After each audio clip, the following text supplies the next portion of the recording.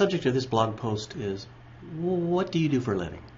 A lot of people will ask people when they meet them, what do you do? What do you do for a living? Well, when people ask me, what do I do for a living, I have a hard time answering them because I'm a teacher, I'm an educator, I'm a parent, I'm a husband, I'm a coach, I am a tennis player,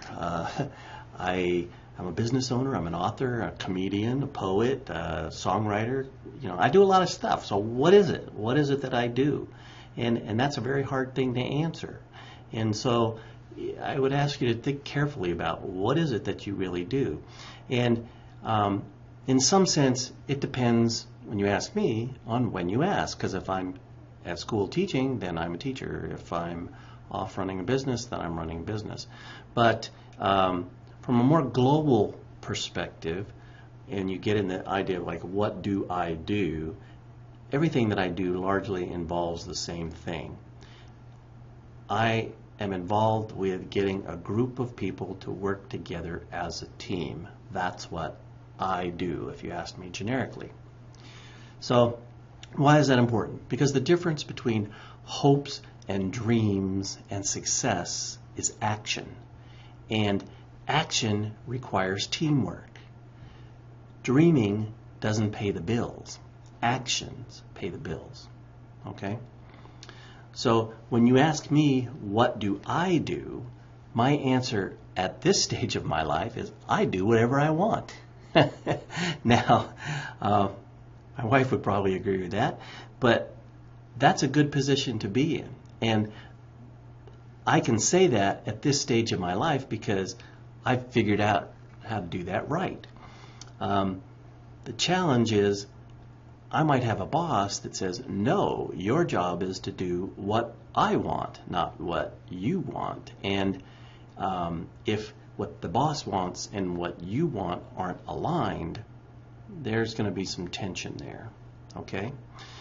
So at the essence is, the challenge for you to figure out is, how do you align your life so that every day when you say, I'm doing what I want, what you want to do is something that your boss is willing to pay you for. Now, if you're your own boss, you have more control over that.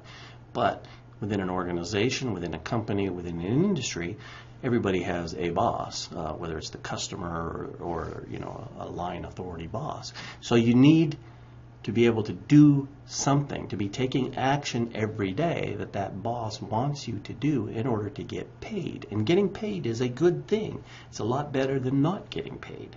And so how do you learn to align what the industry, the world wants you to do with what you want to do so that you're in a good place mentally, emotionally, okay? And that's a very important thing that people have to learn how to do. If you're not aligned, what you want to do matching what the boss wants you to do, your job sucks. It just is no fun. So, because your boss is always trying to get you to do stuff that you don't want to do, that by nature is not a good situation. So, how do you put yourself in the position where what I want to do is something that people are willing to pay me for? And yes, the big difference, there's a big difference there, and that's a challenge.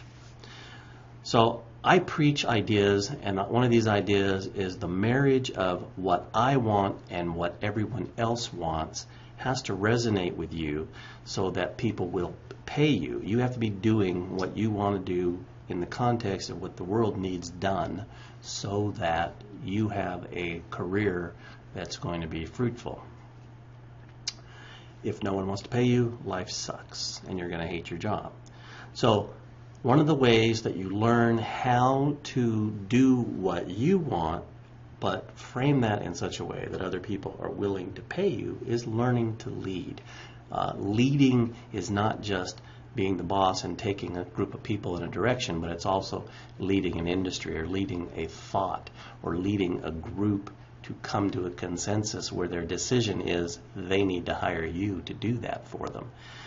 So that's just another way that you can use the value creation skills that I talk about in the BossHole Effect in order to align what resonates with you with the world or the marketplace, so that you can in fact learn to do what you love and get paid for doing it.